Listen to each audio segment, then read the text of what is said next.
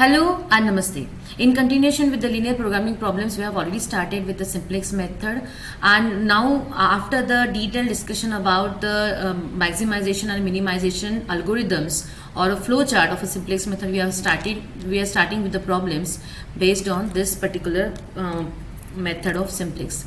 Now in this particular problem, we will be discussing here today with the maximization type of the question. Now question is, use the simplex method to solve the following LP problem. Maximize 3x1 plus 5x2 plus 4x3 subject to the constraint. So 1, 2, 3 constraints have been given. Now if you'll observe here, this particular question is of maximization type, and if you'll observe, all the constraints are that of the less than or equals to type. So we need not to think about anything about to find out the standard form of this about the less than or equals to, but yes, we have to introduce here the slack variable, which plays very important role to reach to a solution for the LP problem. Now the standard form of a LPP, or this is given to us as maximize z equals to. Now we have got the first constraint. In the first constraint, if you will observe here, LHS side is of less than equals to. So we have to introduce here the slack variable S1. Now as soon as we are introducing slack variable S1 in the first constraint, we have to put that with the 0 as a coefficient in the objective function. Similarly, that S1 will be the part of the non-negativity constraint in the third box, that is a non-negativity constraint. Similarly, if you observe the second constraint, again it is of less than equals to, we have to introduce S2 as the slack variable in the second constraint. Same thing would happen here in the objective function with 0 as the coefficient of S2, and that same S2 will be getting introduced in the non-negativity constraint. Looking at the third constraint, again this is of less than or equals to, so we have to introduce S3 as the third slack variable. As soon as we are introducing in the third constraint, we have to introduce that in the objective function with the 0 as the coefficient, and similarly we are introducing that with the non-negativity constraint. So whatever the slack or a surplus variable we are adding in the constraints, those would be introduced in the objective function as well as in the non-negativity constraint as the greater than or equals to variable. Now after that, since all the BI, that is the RHS values, are greater than 0, so if you observe here, we have got 8, we have got 10, and we have got 15. So all of them are positive, or we can say the greater than 0. That means therefore choose the initial basic feasible solution. We have to put x1, x2, x3 is equals to 0. So if you are putting x1, x2, x3 is equals to 0 in the objective function as well as in the constraints, we are going to get it S1 is equals to 8 from the first constraint. So if you will observe here in the first constraint, we will be getting S1 is equals to 8. From the second, we are going to get it S2 is 10 and S3 is equals to 15. And maximization Z, that means at this point x1, x2, x3 is equals to 0, will be getting the maximum value of the Z equals to 0. This is we have done with the initial basic feasible solution. Now moving ahead, I have kept this particular table blank so that I can introduce you with the table in a detail. Now this is what this first slide we have left with. Now I wanted to have this particular thing again here in this case. Now if you'll observe here, S1, S2, S3, these are the variables which are the part of the basis or a basic variables. Now if we have got this as a basic variables, we have to form the table in this way. CJ, now there might be a different way of writing the table in the different books, but yes, I'm following this as from the standard table, and I'm trying to give you or cater to you this simplex method in a very simple manner. Now the first, if you observe the first, this is initial, you can say an approximation or initial iteration. CJ is nothing but the coefficient of the variable in the objective function of x1, x2, x3, s1, s2, s3. So if you observe here, we have got 3, 5, 4, 0, 0, 0 are the coefficients in the objective function. So we have incorporated the objective function in the CJs. Now looking at the second row over here, CB. CB means the coefficient of a basic variables in the objective function. So we have got S1, S2, S3, and if you'll observe here, we have got 0, 0 and 0. So we'll be having it here 0, 0 and 0 as we have got S1, S2, S3 as the basic variables. Now looking at the third row, how to write down the third row? Third row is for the S1 variable. Now this S1 variable we have introduced in the first constraint. in the first constraint. So we have to write down the respective coefficients of the first constraint under the different columns. Like the x1, the coefficient of x1 in the first constraint is 2. That is of x2 is 3. We do not have any x3 in the first constraint. So that would be the coefficient would be 0. S1, the coefficient is 1. No S2 and S3 in the first constraint, so the coefficient would be 0. Otherwise, you can just write down this as in the, you can include this S2 and S3 in the first constraint also with 0 coefficients. So that is also one of the way to write down. But for the understanding purpose, I have given you in this way. RHS for the first constraint, RHS for the first constraint is 8. Now, in the second, look at the next, that's S2. S2 is the part of the second constraint. The coefficient for them is x1 is not there. So we have got x1 as 0, x2 as 2, x3 as 5. This is 0, this is 1, this is 0, and this is 10.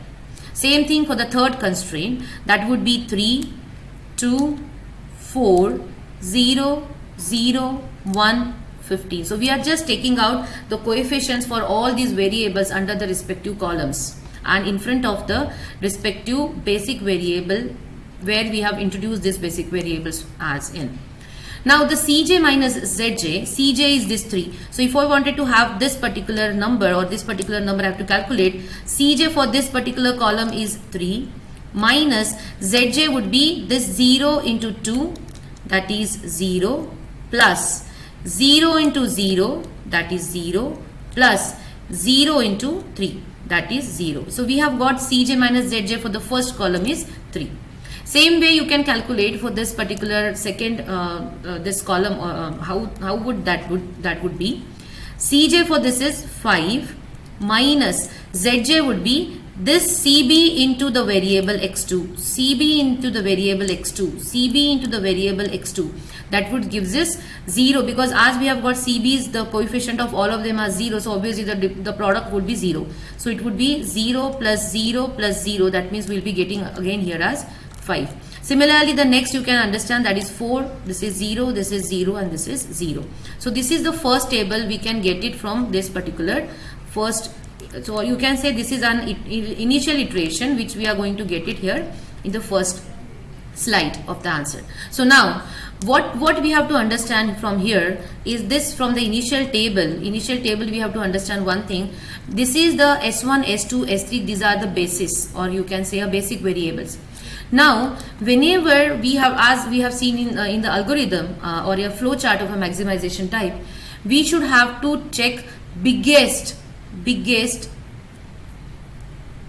positive Cj minus Zj. So if you'll observe 3, 5, 4, 0, 0, 0, 5 is the biggest for this particular. So whenever I'm saying it's a 5 means what? I'm saying that this particular column is known as, or you can say that this is a pivot or key column. So this is this particular column is been come as the pivot or a key column. Now after getting this, so this is S1, S2, S3. That means what? X2 variable is getting into the basis. If X2 variable is getting into the basis, that means S1, S2, S3, out of this 3, some variable should leave the basis. Now this, which variable will leave the basis, that we will be deciding on the basis of theta, or this is also known as ratio. This is also known as ratio. How this ratio will be calculated as? So we will be calculating that ratio as 8 divided by this element, that is 3. Then that is nothing but this is coming out 2.66. Then the next is 10 divided by this 2, that is 10 by 2, which is equals to 5. Then next is 15 by 2, which is equals to 7.5. Out of this 3 ratios, we have to take the ratio which is of least importance. That means what? The variable from the basis which is contributing very less in maximizing this set. So which variable here is contributing less? That is 2.66. That is nothing but the variable corresponding to the row as S1. Or that means you can say here we have to highlight this particular row in this way, and this particular row becomes here as pivot or key row. pivot or key row. And if you'll observe here, the intersection of this row and a column is this 3 element, which is known as the pivot element or a key element. Pivot or key element. This is very important to note this down. So we are taking the variable inside this particular basis, which is contributing more, that is Cj minus Zj is having more value here, and we are asking the variable to leave, which is contributing very less, that is the ratio is coming out to be small. Again, let me explain you, whenever we have got this ratio is coming out to be negative, or whether it's coming out to be 0, or whether it's coming out to be infinity, we are not considering this ratio value or that variable value for the consideration or for that particular existence here. Okay. Fine. So this is what is the first or initial table. And now how to calculate this value of z. Z is nothing but over here 0 into 8, 0 into 10, 0 into 15. That will gives us the value of this z equals to 0. That means in the initial iteration we have got the value of this maximization, or this z is equals to 0. So we have kept this particular row, this particular element, the cell shaded for the value of z. Okay, now looking at the next, so that means we have to understand that this is what is the table from the, I have kept the same table here in this one, and to get the next one.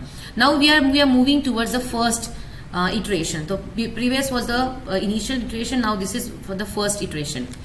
Now here in this case we have understood that x2 is getting into the into the basis and s1 is leaving the basis. So that means in place of s1 we have written here x2. Now what is the coefficient of x2 in this? That is 5, s2 is 0, s3 is 0 over here.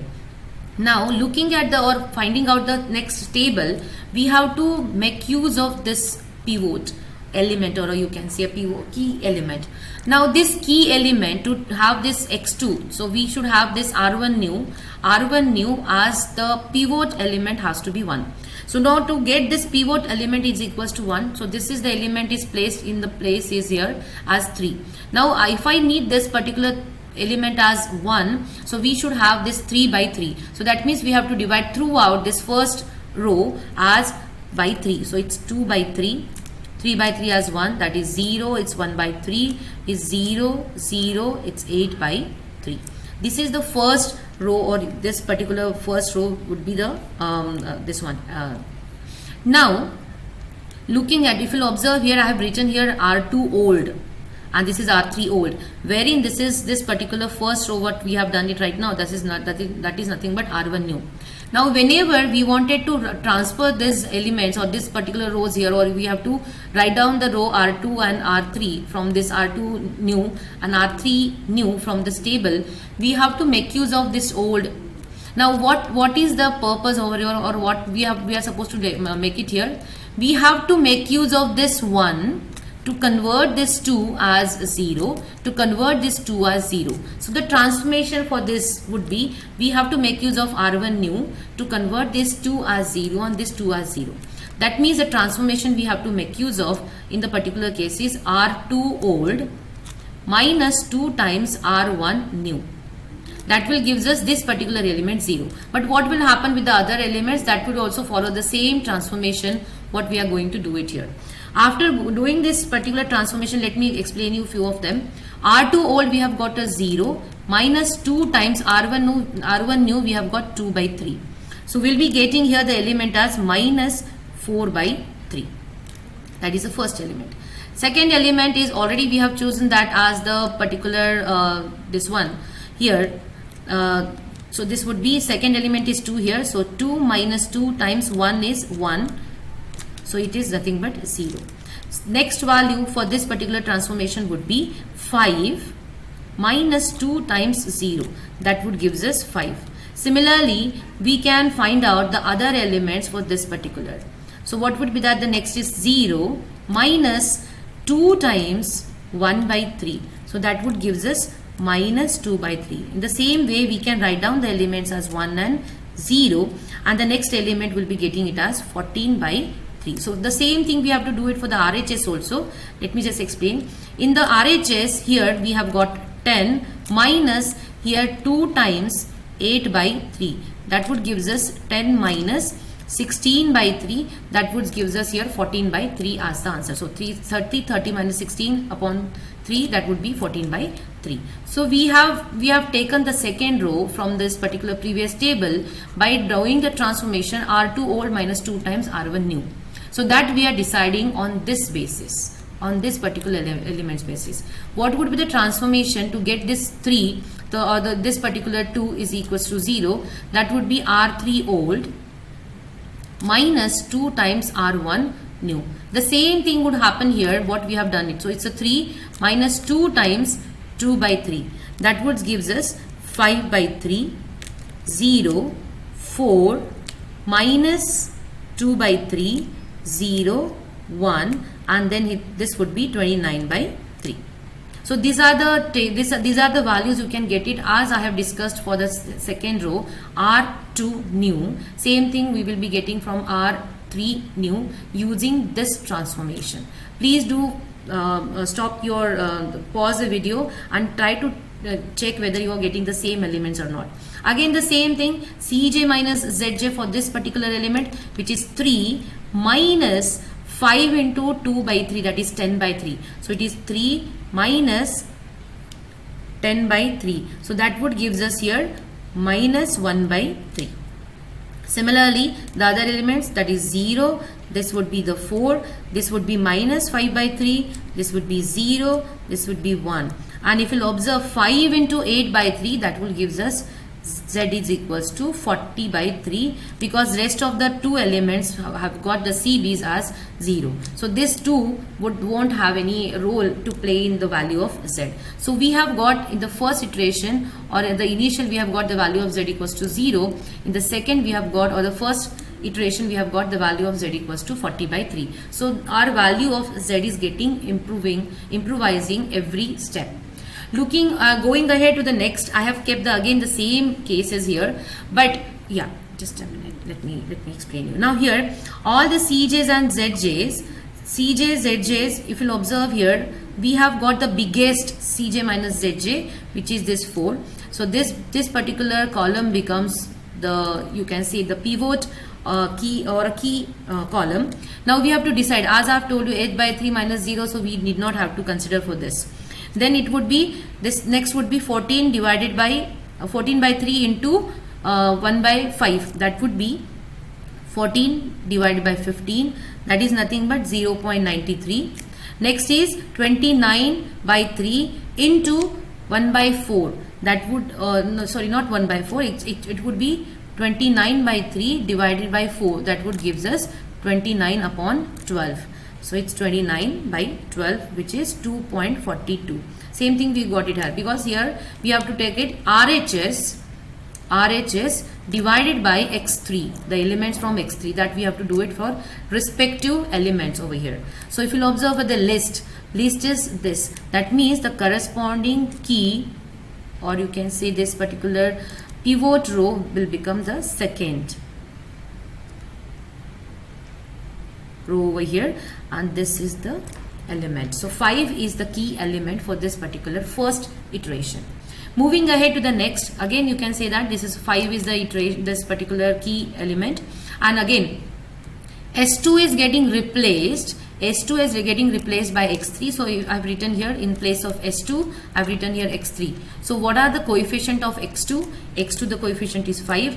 X3 coefficient is 4. S3 remains the same as 0. Now we have to transfer, because this is the variable which we have introduced, which is getting into the, this x3 is getting into the particular this second iteration. So we have to make this 5 as 1. To make this 5 as 1, we have to divide the throughout this particular second row by 5. That would be giving us minus 4 by 15. Next would be 0. Next would be 1. Then this would be minus 2 by 15. Then it's 1 by 15. Sorry, 5. Then this is 0. And this is 14 by 15. Now this becomes R2 new. Now we have to take care of R2 new to convert this 4 as 0, because this row is already got a 0 element. So we can write down the first row as it is. That would be 2 by 3, 1, 0, 1 by 3, 0, 0, 8 by 3. We need not to bother about the first because already it's been filled with 0. But yes, here we have got a 4. We need to make this 4 as 1 using the R2 new. So what would be the transformation? R3 old minus 4 times R2 new would be the transformation. And that would gives us over here. Let me explain one of them. So it's a 5 by 3 minus 4 times R2 new is having the element minus 4 upon 15.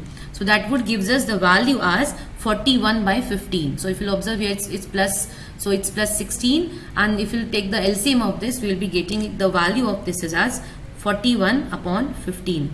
So the next element is 0, next is 0, next is 2 by 15, next is minus 4 by 5, next is 1, and next is 89 upon 15. We can easily check this calculation. Just pause the video, try to accommodate this as the transformation and try to get that. Please understand what is R2 new, what is R3 old, because in the particular previous table we are not supposed to give any new label. We have to give the new label to the working iteration. Now again, Cj minus Zj we have to calculate the same way what we have done it here. Please pause the video, try to get the Cj minus Zj on your own, and then you cross check from the steps which I have got it over here. So it's 11 by 15, 0, 0, minus 17 upon 15, then this would be minus 4 by 5, then next would be 0, and if you'll observe here, Z is coming out to be here 256 upon 15. So it is getting improved. This Z is getting improvised than the previous step. Now again, if you'll observe all these Cj's and Zj's, this 1, 2, 3, they are zeros. This and this is negative, but we have only one choice to make it, that is of the first. That means this first row will be giving us the pivot column. Sorry, first column is a pivot column. Again, based on this we have to divide it, or we have to decide. So what would be that? It's 8 by 3 divided by 2 by 3. So that would gives us the values as equals to, I'm directly writing the values here. It's a 4. Then next would be negative, because of this x1 value is negative, we have to put it dash over here. Then it would be 89 upon 15 divided by 41 upon 15. That would gives us the value as 2.17. Please do check the values. Pause the video and do check the values. Based on this, which variable is leaving the basis? S3 will leave the basis, and we'll be having this particular third row as the pivot row, or you can say the key row of this particular iteration number 2. And out of that, 41 by 15 would be coming out to be the pivot element or key element for this particular second iteration. Moving ahead to the third one, I've kept the same thing over here. If you'll observe here, this x1 is coming into this place, or in the place of x3. So I've written is x1 over here. So x2 is having the coefficient 5, x3 is 4, and x1 is 3. So now we have to transfer the first. Now this 41 by 15 is the key element. So this 41 by 15 we have to make it as a 1. So make that is 1, we have to multiply or divide every element of this particular row as by 41 by 15, or multiply by 15 upon 41, one and the same thing. So that will gives us the values as 1, 0, 0, minus 2 upon 41, then it is minus 12 upon 41, then we have got 15 upon 41, and we have got it here 89 upon 41 as the value for this third row, that is R3 new. Now based on this, because we have to make this minus 4 upon 15 as 0, 2 by 3 as 0 over here, so we have to choose the transformations R2 old minus, now it's already minus over, so we have to take it plus 4 upon 15 times R3 new. Please do check, write down this particular transformation, do the calculations, and you will get here the row as 0, 0, 1, minus 6 upon 41, 5 upon 41, 4 upon 41, then 62 upon 41 as the second row. Similarly, for the first R1 old or R1 new, we have to have the transformation R1 old minus 2 by 3 times R3 new. That would gives us the values as 0, 1, 0, 15 upon 41, 8 upon 41, then minus 10 upon 41, and this is 50 upon 41. Then we have to calculate all Cj minus Zj's for all of them. So if you'll observe here, in this case, we have got the Cj minus Zj's are 0, 0, 0, minus 45 upon 41, minus 24 upon 41, minus 11 upon 41. So if you observe, all of them are either zeros or negative. That means what? We have to stop at this place, as we have seen that if Cj minus Zj's are either less than 0 or they are equal to 0, this is the stopping condition for this particular algorithm or flowchart of simplex method. So we have to stop at this point. Let us understand and let us see that what would be Z over here. So Z in this case is 765 upon 41. Check the previous step. We have got 256 upon 15 and we have got 765 upon 41 for this. Now as we have got all Cj minus Zj's less than or equals to 0, we have got our optimal solution or a maximum Z at this stage.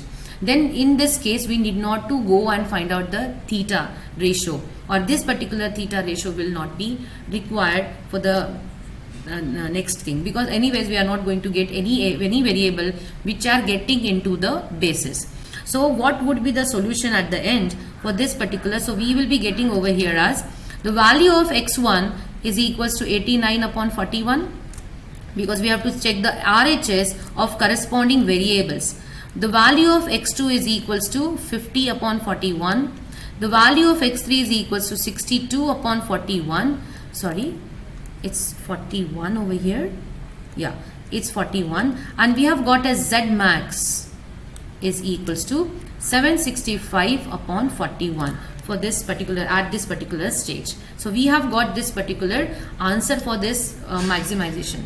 Now let me give you this everything in one step, because I wanted to explain you everything in detail. That's the reason I've given the one table or one iteration at one time. So this is the initial iteration, first, second, and this is the third iteration, or you can say the third iteration. We have received the answer in the third iteration. So this is the way you can go ahead. No need, because if you understand the procedure once, it's the good decision to write down the CJs only once, write down the variable columns only one, and then you have to just go on doing it in this way. You have to complete the entire question. So, and this is the answer for this particular question. You can cross check it. No need to do that every time, the different table, every time to write down this x1, x2, x3 every time. You just have to partition your paper or answer book in this way, and you can do it all these steps at one go. So this is what is this is all about the maximization type. And yes, this is a self-observation slide for this particular question. And the answers are also given. If you have any query, write me in the comment section so that I can help you out with finding out the answers for this particular questions. Yes, if you'll observe the time is little going beyond, because I wanted to explain you the question in such a way it has to be exhaustive maximization, because minimization would be almost same what we have done with the maximization with the little bit of change into it. So please be connected, be tuned with the channel and upcoming sessions. Thank you. Happy learning.